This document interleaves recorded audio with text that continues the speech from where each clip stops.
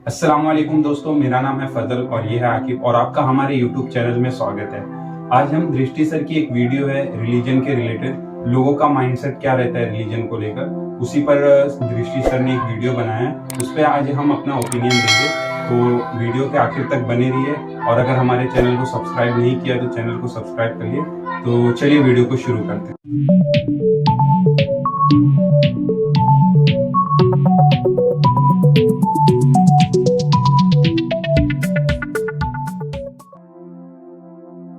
कभी कभी ये कंसेप्ट समझाने के लिए रोचक सा एग्जाम्पल लेता हूँ क्लास से बच्चों को समझाने के लिए। कल्पना कीजिए कि दो लोग हैं, एक दूसरे से बेपनाह मोहब्बत करते हैं, जी नहीं सकते एक दूसरे के बिना, खूब बोलते हैं कि तेरे बिना मर जाऊंगा, तेरे बिना मर जाऊंगी, ऐसा ड्रामा करते हैं रात दिन। और आगे चल के किसी वजह से उनका ब्रेकअप हो गया, असहमति हुई, संबंध टूट गया, विच्छेद हो गया, नाराजगी हो गई। लड़के को लगता है कि लड़की धोखेबाज है, लड़की को लगता है कि लड़का धोखेबाज है, और जो भी हुआ असहमति हुई, दोनों अलग हो गए। अब देखिए, तीन स्थितियां हो सकती हैं। एक स्थिति क्या होती है, जब दो लोग प्रेम में होते हैं ना, तब मुद्रा होती है समर्थन वाली, ये वाली मुद्रा। और वो भी जब नया नया प्रेम होता है तब तो आदमी अलग ही टाइप के माइंडसेट में होता है, बाद में हंसता है अपने अतीत को ध्यान करके, लेकिन शुरू में वैसा ही होता है। और तब व्यक्ति ऐसी मुद्रा में रहता है कि सामने वाला जो कहे वही ब्रह्म वाक्य है, वही परम सत्य है। जो तुमको हो पसंद वही बात कहेंगे, तुम दिन को अगर रात कहो रात कहेंगे। इस मुद्रा में रहता है कि अरे भाई तुम तो देवी हो देवी, तुम तो देव हो देव, तुम जो कहोगे वही सत्य है, बाकी सब झूठ है। ये एक बहुत ही कमजोर किस्म का माइंडसेट होता है जो इश्क मोहब्बत करने वालों के शुरुआती फेज में दिखाई पड़ता है। धार्मिक व्यक्ति धर्म को लेके वैसा ही होता है। उसे आप कुछ भी कहिए, धर्म में कहा गया, अरे बस बस परम सत्य है, धर्म में कहा है तो परम सत्य है, सफेद झूठ हो बेशक। बाइबल के कट्टर समर्थक को कहिए कि बाइबल में लिखा हुआ है कि जो सूर्य है ना वो धरती के आसपास घूमता है, अरे एकदम सत्य है, एकदम सत्य बात है, क्योंकि बाइबल में कहा गया है। कैसे खारिज करे। फिर जब ब्रेकअप हो गया इन दोनों व्यक्तियों का, तो उसके बाद एक स्थिति क्या हो सकती है कि दोनों एक दूसरे के दुश्मन हो जाएं। लड़के लोग कई बार ऐसी मुद्रा में आ भी जाते हैं, अपना हथियार वथियार लेके ढूंढते रहते हैं कहाँ है, हमला कर देंगे, डराएंगे उसको, धमकाएंगे, गालियां देंगे, बदतमीजी करेंगे। कई लोग ऐसा करते हैं, 24 घंटे उसके बारे में सोचते रहते हैं, वो इस रास्ते से निकलेगी मैं वहीं जाके उसको गालियां दूंगा। लड़की भी ऐसा कर सकती है कि उसने मुझे परेशान किया है, अब मैं उसके घर जाके गालियां दूंगी, मैं उसके दोस्तों के सामने उसको गालियां दूंगी, उसके स्कूल कॉलेज जाके उसको मतलब उसके साथ ऐसा व्यवहार करूंगी। ये विरोध है। अब देखेंगे कि समर्थन और विरोध दोनों स्थितियों में आपकी चेतना डिपेंडेंट रहती है उसी पे। समर्थन का मतलब तुम जो कहोगे वही सही है, और विरोध का मतलब तुम जो कहोगे वो गलत है, मैं उसे खारिज करने के लिए अपना समय भी खराब करूंगा, ऊर्जा भी खराब करूंगा, चेतना भी खराब करूंगा। सबसे अच्छा है तटस्थ हो जाना। इसको बेरुखी कहते हैं आप लोगों की उम्र की भाषा में। बेरुखी मतलब ही नहीं, फर्क ही ना पड़ना। धर्म की दुनिया में कहूं तो मंदिर हो, मस्जिद हो, गुरुद्वारा हो, चर्च हो, मुझे फर्क ही नहीं पड़ता कि कौन सी संस्था है, ना समर्थन ना विरोध। मैं क्यों विरोध करूं, मुझे क्या मतलब है, मैं क्यों समर्थन करूं, मुझे क्या रुचि है। ठीक वैसे ही कि ब्रेकअप हो गया तो उससे मतलब ही नहीं, भाई वो खुश है खुश रहे, खुश नहीं है खुश ना रहे, मुझे क्या, मैं अब उससे अलग हूं, मैं अपनी दुनिया में खुश हूं, अपनी दुनिया को मैं ठीक से चलाऊंगा, मुझे उसकी दुनिया से फर्क ही नहीं पड़ता। वो सफल हो, बहुत आगे बढ़े, खुश रहे, मुझे क्या फर्क पड़ता है, मेरे जीवन का हिस्सा नहीं है, तो बात खत्म हो गई। इसको बोलते हैं न्यूट्रलिटी, उदासीनता, तटस्थता, बेरुखी का भाव। तो ब्रेडलॉफ का मानना था कि धर्म का विरोध करना जरूरी है। होलियोक का मानना था कि नहीं, विरोध नहीं करना है, धर्म से तटस्थ होना है। और यदि हम धर्म से तटस्थ रह पाते हैं तो तटस्थ रह पाना ही काफी है, विरोध करने की आवश्यकता नहीं है। और इसलिए, और क्योंकि होलियोक का महत्व ज्यादा है, इसलिए अंततः धर्मनिरपेक्षता की या सेकुलरिज्म की वही धारणा ज्यादा प्रसिद्ध हुई जो होलियोक की धारणा है। और इसलिए यदि कोई आपसे पूछे कि धर्मनिरपेक्षता क्या है, एक वाक्य में कह दीजिएगा कि धर्मनिरपेक्षता का मतलब है जिसमें 4 धारणाएं होती हैं। और 4 धारणाएं कौन सी हैं? पहली धारणा है धर्म के प्रति उपेक्षा, या आप कह सकते हैं तटस्थता या उदासीनता। दूसरी धारणा है इहलोक में विश्वास। तीसरी है विज्ञान हमारी मुक्ति का उपाय है, ये विश्वास। और चौथी है कि नैतिक होने के लिए धार्मिक होना आवश्यक नहीं है, बिना धार्मिक हुए भी व्यक्ति नैतिक हो सकता है, इस धारणा में विश्वास। तो सर ने एक पॉइंट बोले कि मतलब धर्म से बेरुखी अख्तियार कर लो या तो फिर धर्म को अपोज करो। तो मैं ये बोलूंगा कि धर्म से बेरुखी मत अख्तियार करो। कि धर्म से बेरुखी कब अख्तियार करोगे? जब तुम ये अज्यूम कर लोगे अपने दिमाग में कि धर्म गलत है, मुझे वहां देखना ही नहीं, तो ऐसे लोग धर्म से बेरुखी अख्तियार कर लेते हैं बिना उसे समझे। आप धर्म को स्टडी करो, उसको समझो, अगर कुछ गलत लगे अपोज करो, उसका आंसर ढूंढो, फिर भी गलत लगे फिर अपोज करो उसको। लोगों को भी बताओ ना, अगर गलती है कुछ धर्म के अंदर तो लोगों को भी बताओ। लेकिन मुझे ऐसा लगता है कि जैसे मतलब सर जो बात कर रहे हैं कि अपोज करो या वो इसलिए कर रहे हैं कि मतलब जो लोग जो धर्म को नहीं मानते हैं वो जो धार्मिक लोगों को देखते हैं ना, तो वो देखते हैं कि धार्मिक लोग जो है ना वो इंडिविजुअल ही चीजों पर फंसे रहते हैं, सामाजिक चीजों में नहीं आते। जैसे कि अगर धर्म को लोग लेके भी आते हैं तो इंडिविजुअल चीज में लेके आते हैं। जैसे कि मतलब कोई बच्चा पैदा हुआ तो नाम अब्दुल्ला, एक मुसलमान अब्दुल्ला रख देगा, कोई हिंदू है वो अपने तरीके से नाम रख देगा, नामकरण करवाएगा, शादी ब्याह कर लिए अगर वो, और कुछ फेस्टिवल मना लिए, किसी का अपना अपना फेस्टिवल है छोटे से, और कोई मर गया तो अपने अपने रस्मात है, इंडिविजुअल है, सामाजिक तौर पे नहीं। कि मतलब धर्म को ना वो लोग बहुत छोटा आंकते हैं, खुद मजहब के मानने वाले। तो जो बाहर से लोग देखते हैं मजहब के मानने, वो लोग को लगता है कि बस यही है, समाज में कुछ इसकी वो नहीं, वैल्यू नहीं है, तो इसीलिए लोग दूर भागते हैं। और ये गलत चीज है मतलब। और ये जो असल वजह है ये धर्म के मानने वाले लोग की वजह से हुआ है।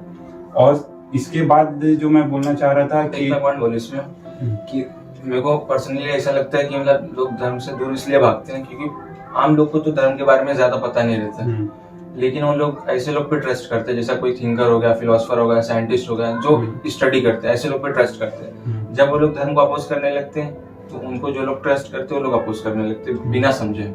हाँ, मतलब वो लोग जो भी बोल दिया बस मान लिया। हाँ, परम सत्य है। हाँ, परम सत्य, सही हो। और मुझे ऐसा लगता है ना कि जैसे मतलब जो धर्म को नहीं मानते वो लोग एथियस में तीन कैटेगरी होती है, 2 नहीं होती। सर ने यहाँ 2 ही कैटेगरी की बात की। मतलब एक बात की कि जो झगड़ालू होते हैं, जो झगड़ा करते हैं, और एक होते हैं कि तटस्थ हो जाए, इग्नोर ही कर दो। और एक और होती है इसके अंदर कि जो मतलब इंटेलेक्चुअल लोग रहते हैं, जैसे साइंटिस्ट हो गए, फिलोसोफर हो गए, जो इस धर्म पर स्टडी करते हैं और धर्म की चीजों को भी समझते हैं और दुनिया की चीजों को भी समझते हैं, तो वो लोग हुए। तो ये लोग एक तरीके से ठीक है, मतलब ये तीनों में। हाँ। और एक बीच का तबका रहता है, वो लोग मतलब खाली झगड़ालू। ये असल में झगड़ालू इसलिए भी होते, जैसे सर ने एक मिसाल के तौर पे दिया था, एक लड़का लड़की पहले आपस में बहुत मिलजुल के रहते, यानी वो धर्म से बहुत ज्यादा कनेक्टेड रहते थे, लेकिन अचानक कुछ हुआ, कुछ धर्म से उनको वो चीज ना मिली या जो भी कुछ बात हुई, तो वो धर्म से जब दूर आते हैं ना तब फिर झगड़ा करते हैं, धर्म की ये चीज खराब है, धर्म वो है। तो वो लोग भी मतलब ये चीज कुछ समझना नहीं चाहते, बस खाली झगड़ा करना चाहते हैं। और ये लोग ऐसे ना इनडायरेक्टली धर्म को ही फॉलो करते, जैसे कि धर्म जो है एक सेट ऑफ रूल्स है, रूल रेगुलेशन पे चलता है। तो ये लोग, गवर्नमेंट अभी है समझ लो, गवर्नमेंट का रूल मानेंगे लेकिन वही धर्म का रूल नहीं मानेंगे। जैसे कि अभी साइंटिस्ट बोल दिया कि अगर शराब पीने से लीवर खराब होता है तो शराब ये लोग छोड़ देंगे, लेकिन अगर ये धर्म कहता है कि शराब मत पियो तो वो लोग नहीं मानेंगे। और थर्ड जो आते हैं ये बेचारे इंसानियत जो बोलते हैं, मेरे को तो इन पे तरस आता है। अब मेरा कहने का मतलब ये है कि जो इंसानियत की बात करता है, इंसानियत जो शब्द है या जो भी सोच है, इंसानियत जो भी चीज है इंसानियत, उसको दुनिया को, लोगों को दिखाने वाला धर्म ने ही इंसानियत का पाठ पढ़ाया, बोला जाए तो गलत नहीं होगा। अभी जैसे देखो लोग बोलते ना, लोग रूल को मानेंगे, मतलब धर्म को नहीं मानेंगे, लेकिन अगर जैसे मैं इंडिया में रहता हूँ तो इंडिया के रूल रेगुलेशन जो है वो मानेंगे, मतलब चोरी नहीं करेंगे और जो भी गुनाह है वो नहीं होगा।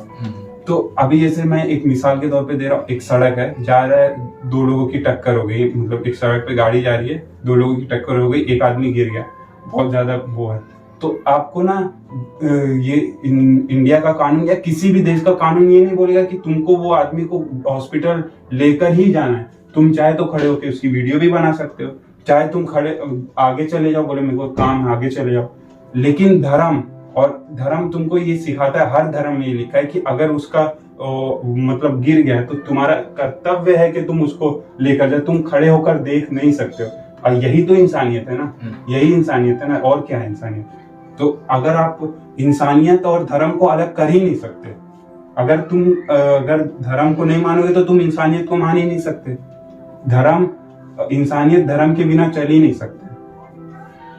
और फिर जैसा सर आखिर में 2 पॉइंट और थे कि सर बोल रहे थे कि साइंस ही हमारा हुआ, साइंस हमारा वो कैसे हो सकता है कि साइंस के अंदर इतनी खराबी, अगर साइंस ही मुक्ति का तो हम लोग मरते हैं।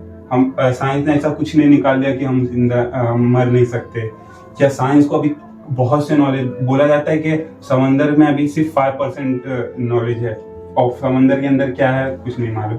और सबसे बड़ी बात कि जैसे लोग साइंस को भगवान के सामने लाके खड़ा करते हैं, पहले तो साइंस सिर्फ वो चीजें मतलब दिखा पाती है, या उसे क्या कहते हैं, इजाद करना, वो चीजें इजाद करती है जो दुनिया में पहले से मौजूद हो, बस हमें पता नहीं कि वो चीजें हैं, उसी को ढूंढ ले। अब सूरज एक जो भी कितने किलोमीटर दूर है, कितना भी, उससे मुझे क्या फायदा है, तो है, बस ये पता लगा ली कि इतना किलोमीटर दूर है।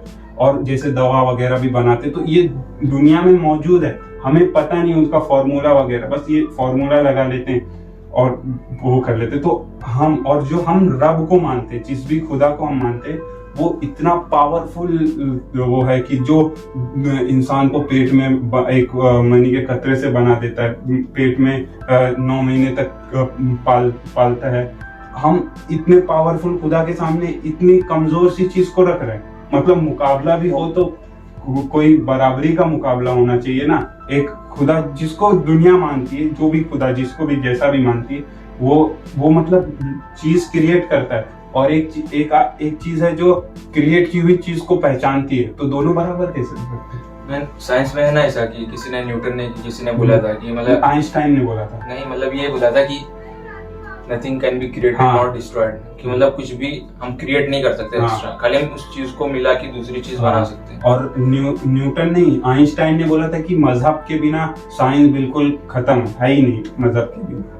और लास्ट बात जो सर ने बोले कि नैतिक होने के लिए इसका होना जरूरी है, तो मैंने तो पहले ही कह दिया, जो इंसानियत के उसमें कहा कि तुम मजहब के बिना नैतिक हो ही नहीं सकते। मजहब भी तुम्हें इंसानियत का पार्ट पढ़ाता है। अगर तुम मजहब से ही वो करोगे तो इंसानियत अकेले चल ही नहीं सकता मजहब के बिना, सीधी बात। तो मतलब जो देश का कानून होता है उससे भी इंसान नैतिक बन सकता है, हाँ, अगर उसको फॉलो करे।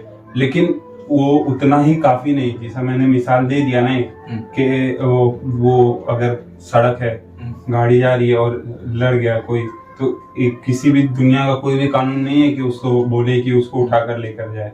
लेकिन एक इंसानियत के नाते तुम्हारा फर्ज बनता है। फिर दूसरा एक और मिसाल दे देता हूँ मैं, जैसे माँ बाप हो गए, जब बूढ़े हो जाते हैं तो तुम्हारे सहारे की जरूरत होती है। ये कोई कानून किसी देश का नहीं बोलेगा आपको कि उनके साथ वो करना, बल्कि ओल्ड एज होम बना के दे देगा अलग से कि जाओ तुम आराम से रहो, उन्हें भेज दो। लेकिन तुम्हारी ये जिम्मेदारी होती है इंसानियत के तौर पे कि तुम उनका सहारा बनो। अब और कितनी मिसाल दो। और ये धर्म कहता है तुम्हें कि तुम्हें सहारा बनना ही होगा, उसके अलावा और कोई चारा नहीं। तो इसके अलावा इससे अच्छा कौन, मतलब धर्म से अच्छा कौन इंसानियत के पाठ पढ़ाएगा?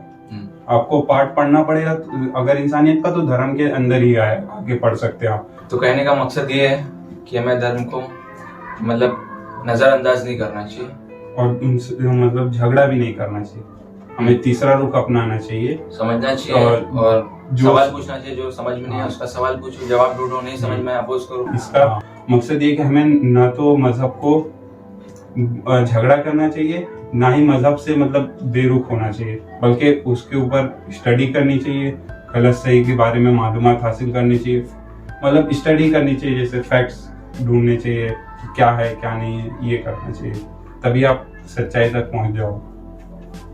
तो और सबसे आखिर बात ये कि हम मतलब जो मेन बात ये है कि हम दृष्टि सर को नहीं कह रहे हैं, दृष्टि सर पढ़ा रहे थे उसमें मतलब जो लोगों की सोच है उसकी बात कर रहे थे, तो हम दृष्टि सर को अपोज नहीं कर रहे थे, सबसे पहली बात। और दूसरी बात ये है कि आप अगर वीडियो अच्छी लगी हो, आप अपना ओपिनियन जो भी है अपना ओपिनियन भी कमेंट में करिए, और अगर वीडियो अच्छी लगी हो तो लाइक ज़रूर करिएगा, और इसी तरह की वीडियो के लिए हमारे चैनल को सब्सक्राइब कर लीजिए, और अगली वीडियो तक के लिए हमें दीजिए इजाज़त और अपना ख्याल रखिए।